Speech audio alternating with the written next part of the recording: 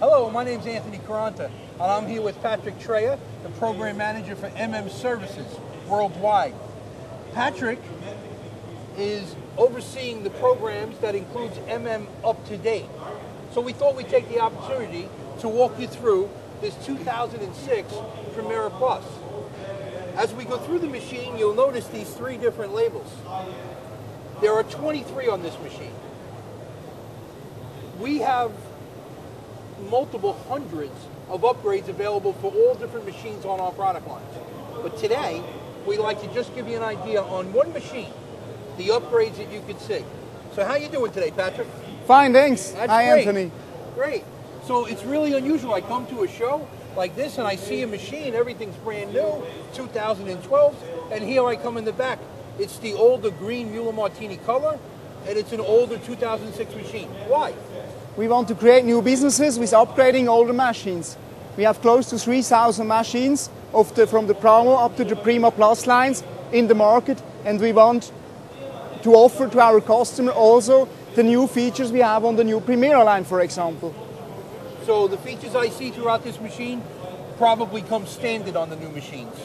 Yes, yes. Okay. Some of them are standard, some are optional. So I guess this is more like you can get more out of what you already have. Yes, yes. Okay. You get an increase of efficiency, yes, of production quality, and of course this is a big benefit yes, for all our customers. Some of the salesmen have taught me that at the end of the day it's more books in the box.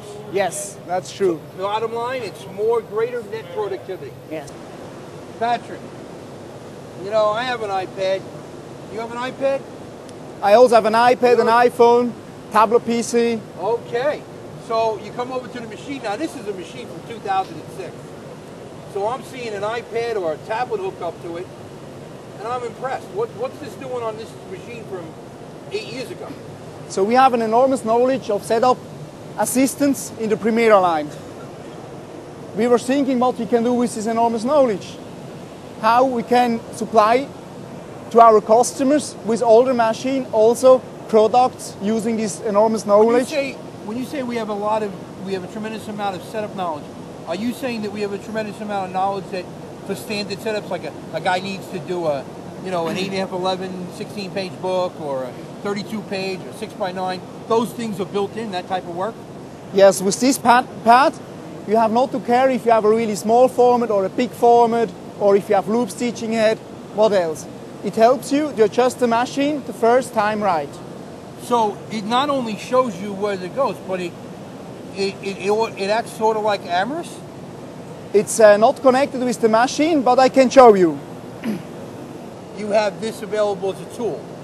Yes. And what can you do with this? These wizards ask us first about the name of the production speed, circulations. Does this have a memory? I can pull an old job back up? Yes. Oh. You can save them and load them again. Oh. So all repeat jobs can be put in storage? Yes. Here we can enter the values for successor devices as a delivery belt or a stacker. Sure. Then here we start the make ready. And after you do this the first time, you just call the job back up? Yes. Yeah. Oh, that's a great tool. Here we enter the format of the finished product. Here we enter the formats of each signature. This tool is just an overview here. Then we can make the definitions where we want to have the clamps. Normally it's done automatically, 1/4, half, 1/4. But if you want to override it, you can do that? Yes. Then it starts the setup of the machine. It indicates us now what we have to adjust on the delivery belt or on the stacker. Then you can see the trimmer. We have all values we have to change during the setup. It's calculated by the system according to the speed you want to run. So so the operator can say, I want to run this at 4,000 an hour or 6,000, and it'll make the adjustments based upon his direction? Yes, exactly to the speed you want to produce. Then you can set all these adjustments in your machines. The trimmer, we have here the position of the stitching heads. So this helps you do the setup on the trimmer as well? On the trimmer, on the stitcher, stitching heads, delivery. Okay. On the feeders, the timing from the feeders to the chain. the gathering chain position. So this gives you almost all the knowledge you get with full integration. However, it gives you the numbers and you need to put them in. Yes. But it does give you the roadmap to where you need to go. It gives me the roadmap from all the feeders, as you can see here, the magazine stop, the timing. Afterwards, when everything is set, the system tells me now, start production with only 2 products. Then you're going to the SEMCO, where we measure the thickness of the product. You stop the product down here, adjust the SEMCO, you're running forward. So it looks like you wouldn't run this machine without this now. To you, this is a very valuable tool. Yes. You wouldn't do it any other way. No, for me, when I had the first time contact with machine and the training, I thought, what's this machine? How long does this setup take? Sure. Then we developed this pad with the software. What's the cost for something like this? What is this called? The setup guide, the cost is about 30,000 euros. Okay. You need 1 day installation, you will need 1 day training per shift. Okay. And then you save at the end with this tool 30 to 50% of the make ready time. The first one I see is the Acer 3 technology. And I know that's a barcode recognition system. Yes. And from what I understand, many clients today require that of their vendors to give them contracts. Is that true? That's true. We control with this system that the right signature is on the right place in the product. So it eliminates almost all misfeeds? Yes, yes. Okay. We can do this via comparing barcodes or with image recognition. Okay. Now, I noticed the other 2 are similar. One's a small size kit, one's a large size kit. Yes. I mean, this is pretty much a standard size, right? This is an A4 standard size. We can work with up to A3 on this machine. Okay. And with the big size kit, we have the advantage that we can run these products faster than before. We cannot do bigger sizes than now. With the upgrade, you can run these sizes faster. Let me show you. Normally we have the guides, here the 4 guides in the center. With this kit we add 2 new guides. So the signature is guided when we are leading it up to the signature stop and down on the chain. So it's more stable? It's more stable. Especially at we high have speed. a complete control on the paper, on the flow, the paper flow. Okay. So the small size kit, is that similar? The small size kit enables us to produce even smaller products as before. Normal standard is 150 by 105 millimeters, and with this kit we can go down to 90 by 80 millimeters. These 2 products are not new upgrades. We sold them also with the machine, but many customers, they don't know what options they could buy, and then we remember them. Please, if you need a bigger, smaller format, add it. We're over here, here we see, of course, a scale-timed air blast. I'm sure you can tell us what that is. That's a timed air blast that shoots into the product? It shoots into the product that is led better down to the chain. So it lays it down on the chain better? It helps to lay it down better on the chain. But the main issue on this thing is not the air blast, because this is already inside the machine. Oh. This is a scale. To adjust the air blast, it was quite difficult. It was try and error. Now with this scale you have your product width, and you can see here the dimension, and you can adjust this right to your product width. Okay. Just with the scale inside, so you know your product width, you adjust it, and then it's running. So I also noticed that we have the fast changeover high to low folio. So when we normally are producing with high folio, we need the grippers. Yes. To grip the paper, to hold it on the drum. When we are running with low folio, with suction opening, we don't need them. So we just open the screw, swap them away, and then we are ready on the P shaft. Just one set screw here? One set screw here, you swap it away, tighten it again, and then you are ready to produce low folio or suction opening on the B shaft. In your opinion, how much time would that save an operator? This saves, I would say, about 1 to 2 minutes. But with all the upgrades we have in the machine, 23 upgrades, with most of them you can save time, and then at the end we think most important upgrade, you save 10 to 15 minutes of setup time. So, you know, at the show, Patrick, we've heard a lot about Connex. So I see it on all the new machines, and I know it's exciting. But when I came and saw the old degree machine, and I saw a Connex sign on it, I was surprised. How does Connex adapt to a machine that's, 5, 6, 7 years old? So we can implement all our older machines. This can also be 335 saddle stitcher with this Connex integration system into the Connex workflow system. It's working like that. What can the client benefit from this by having the Connex screen? The client can get the information of the machine, for example, in his office. What is the net output of the machine? How many copies we have produced? How many are missing? And what is the waste of this production? Sometimes clients ask me, do we have anything that will tell them where the misreads are? Will this show you where there's a problem? Like if you have a problem in pocket number 3, will it come up here? This is not implemented in this system. Here only are the basic functions implemented, but about the errors and so on, this is reported, for example, in the system of a Primera line. Okay, so you don't receive full Connex capability, but it gets you a good way there. Yes, yes. Okay. Of air pressure, and this is supplied by the pumps. So we have normally one up to 4 pumps on the machine. Until now, they all were running, all 4 pumps at the same time. Now, when we just are producing with one feeder, we don't need all 4 pumps. So we switch off only one. This is controlled by this new system, by the automatic control of the pumps. So I guess that's also helping minimize Muller Martini's carbon footprint. You're saving energy. We save a lot of energy in comparison. Dollars for the client. Of course, we save up to 50% of the of energy costs. All right, Patrick, this one's my favorite because I love sitting down on the couch and using my remote.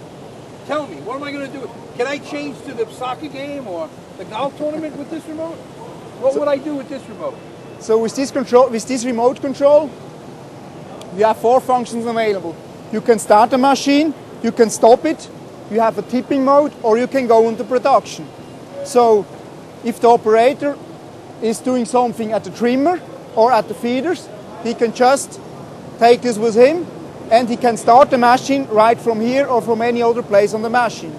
So he doesn't have to go back always to the commander to make a machine start or a stop. Okay. There are 2 upgrades here.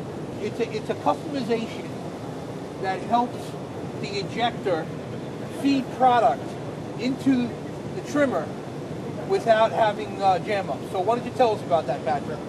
The ejector is transporting the magazines from the stitching machine into the trimmer with a kind of sword, lift him up, with an ejector lifting up the products and moving into the infeed of the trimmer.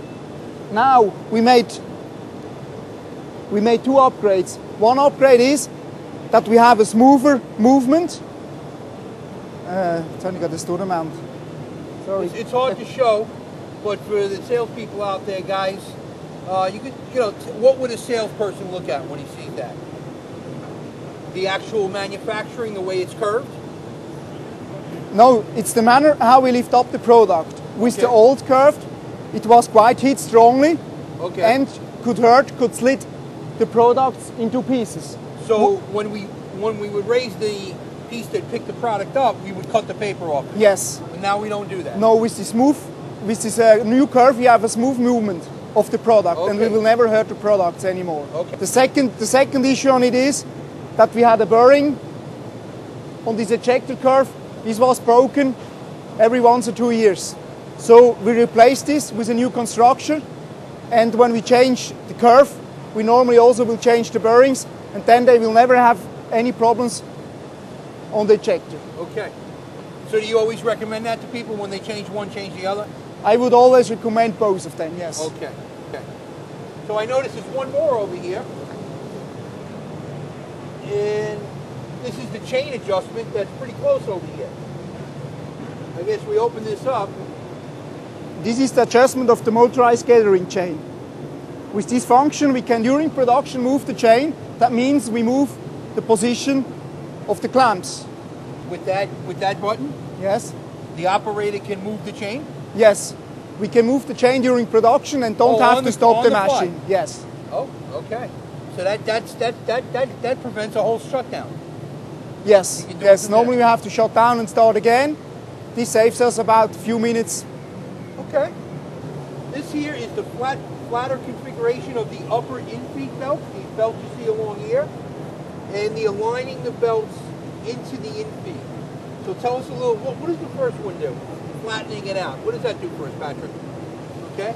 So Patrick, help us take a closer look. What is this alignment and flatter construction made up about? So when we open it, we can see that we have the upper infeed belts. They were, in the older saddle stitcher, quite short. Now we added a belt, a round belt, about 1 meter long. You can see it on this side also, that we can guarantee a smooth infeed from the products into the trimmer. So these belts are completely new? These belts are completely new.